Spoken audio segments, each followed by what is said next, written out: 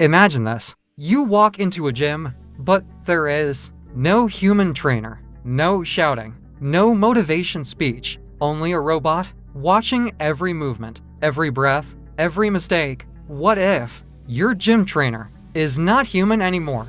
This future is not science fiction anymore. Today, we already use smartwatches, fitness apps, AI workout plans, tracking our steps, calories, heart rate, slowly, silently. AI has already entered our fitness life. A robot trainer will never get tired, never lose focus, never miss a single rep. It can calculate the perfect weight, the perfect angle, the perfect posture for your body. It doesn't guess. It uses data, thousands of workouts, millions of patterns. In terms of accuracy, a robot is almost perfect, but fitness is not just data, it is emotion. A robot doesn't feel pain, doesn't understand fear, doesn't know when you want to quit. It will never say, "I know it's hard." It will only say, "Do one more rep."